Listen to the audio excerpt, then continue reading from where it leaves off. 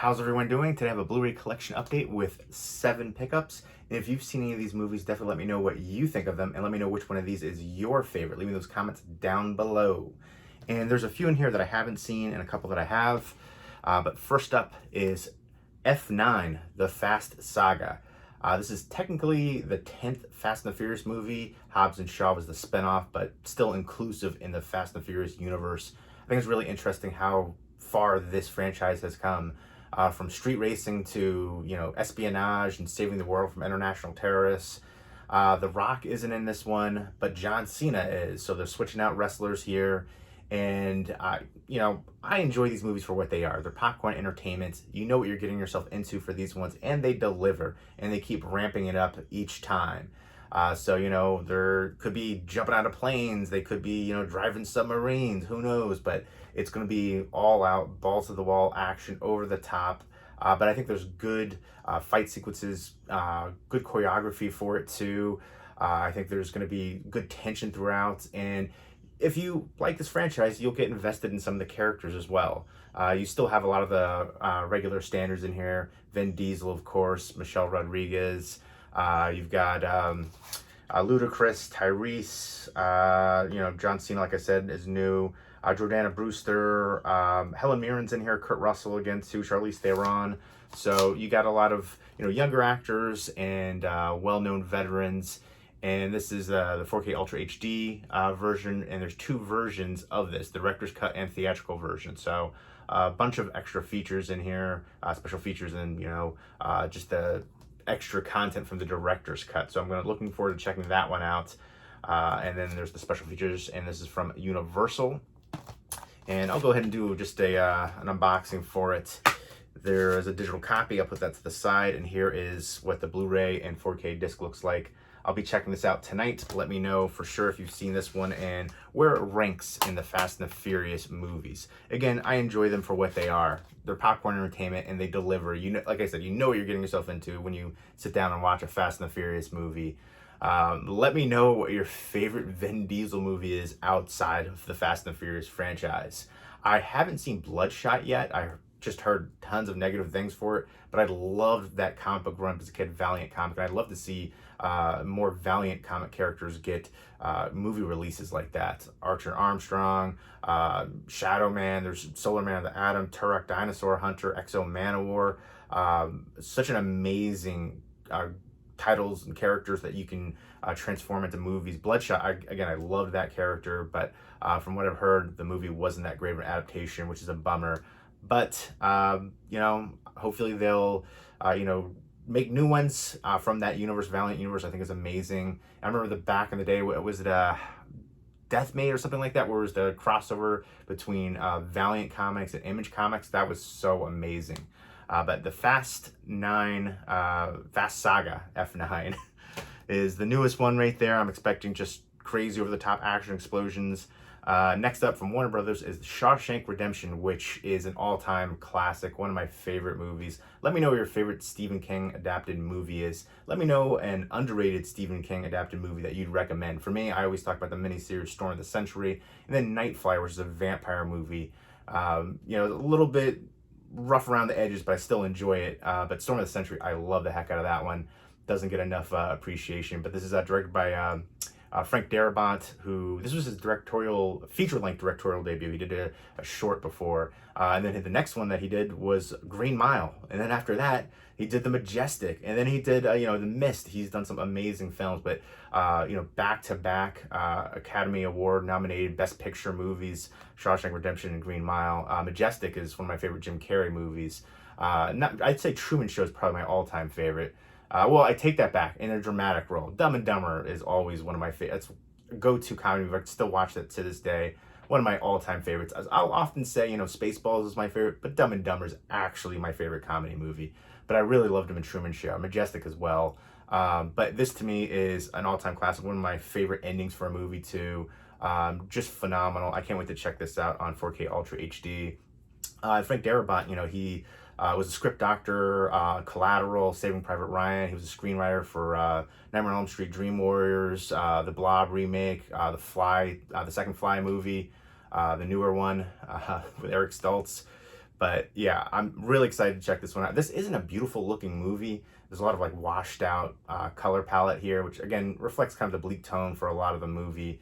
But yeah, such a phenomenal movie. Rita Hayworth in Shawshank Redemption novella right there.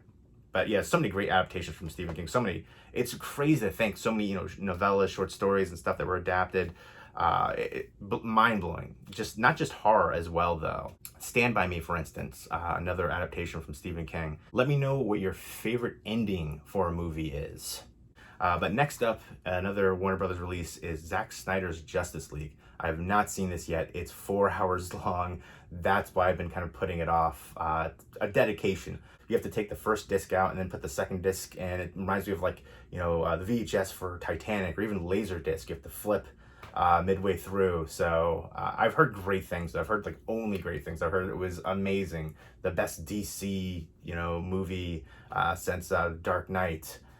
So we shall see. That's high praise. I'm looking forward to checking it out. But again, the runtime at 242 minutes, it's a dedication. I'm gonna have to set a whole night aside for this one. But I'm definitely looking forward to it. The trailer did look really interesting, intriguing, so I'm looking forward to seeing his vision, Zack Snyder's vision for this, and seeing all the characters come to life, and compare it to the original Justice League as well. And I'm still looking forward to checking out Suicide Squad from James Gunn. I haven't checked that one out yet too, but I love James Gunn as a director. Slither's one of my all-time favorite movies. He always does a great job of infusing comedic elements to his films, so I'm expecting some great moments of comedy there too.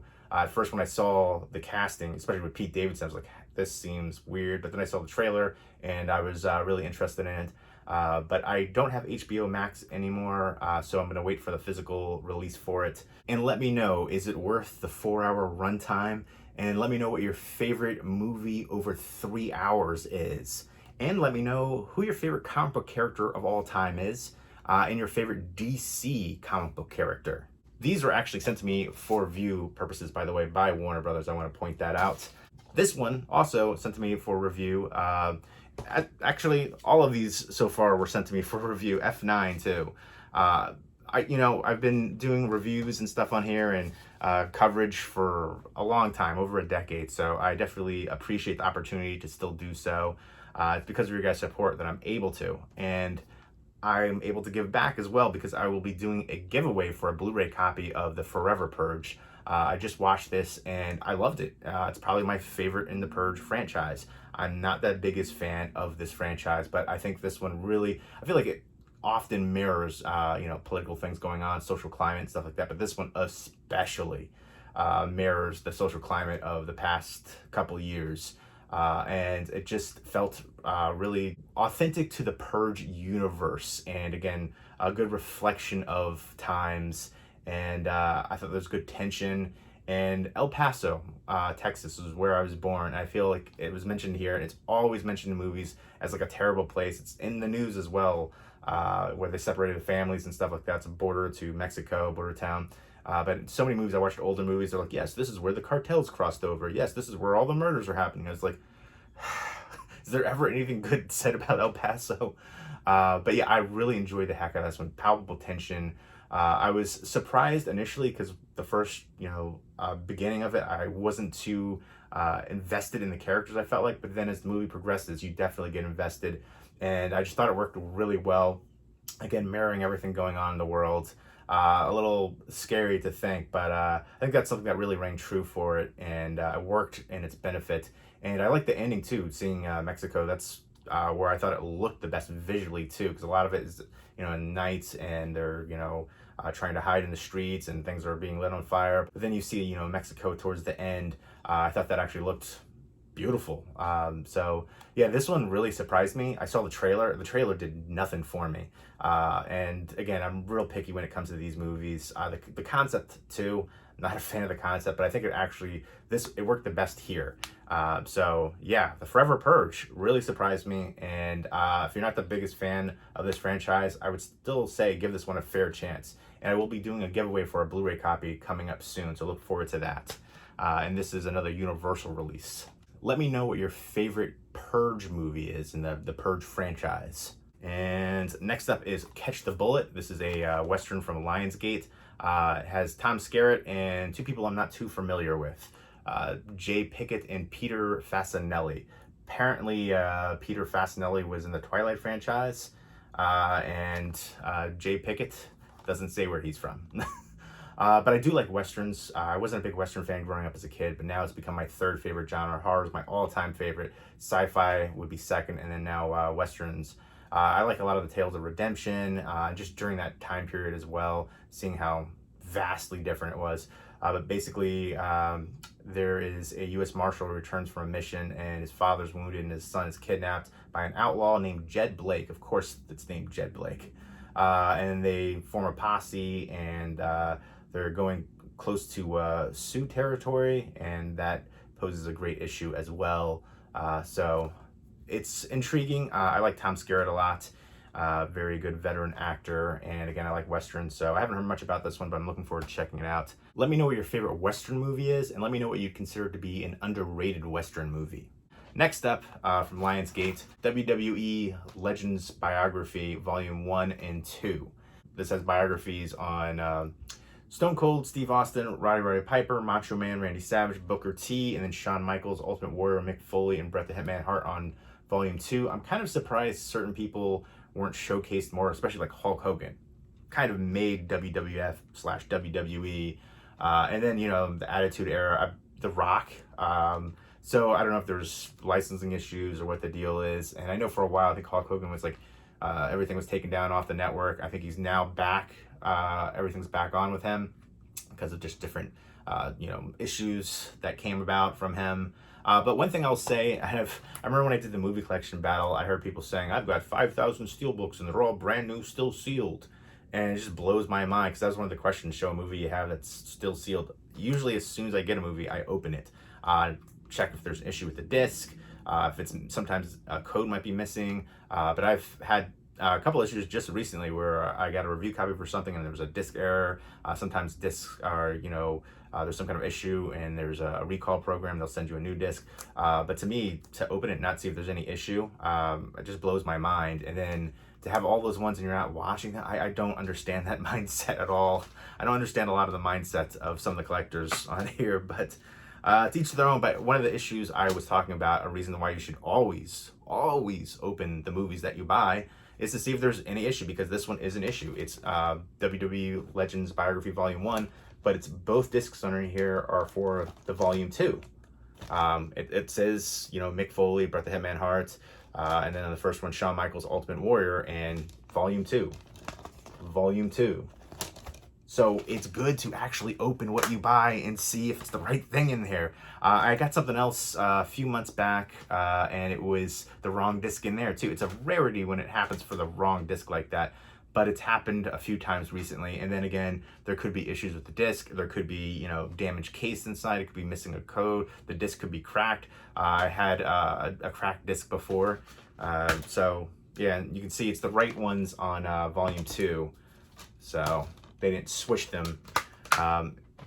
It's possible it could have been just across the board that was a mistake, or maybe it was just my copy. I'm not quite sure. But I'm looking forward to checking these ones out. Let me know who your favorite wrestler of all time is. I know AEW is blowing up. Everybody's raving about AEW. So yeah, but let me know your favorite wrestler. I grew up in the Attitude Era, so Razor Ramon was my all-time favorite. But I liked, you know, Hillbilly Jim, you know, some older guys too, Junkyard Dog, but Diesel, you know, X-Pac, all those guys back in the day. But there you go. Like I said, do you open your movies or do you keep them sealed? I know some people say they don't open them until they watch them, but again, like, there could be an issue. That's what I open it up. You know, I don't use the codes usually, so sometimes I'll sell the codes or give them away. So I'll check that first, and then I'll check if there's any issue with the disc. And then, you know, I'll try to watch it. Usually if there's a movie that I get, I try to watch it pretty quickly so I don't get backlogged. I say that, but I often get backlogged. But there you go. Those are the 7 pickups. If you've seen any of them, definitely let me know what you think of them, and let me know which one of these is your favorite. Leave me those comments down below. And I hope everybody's doing well. Take care.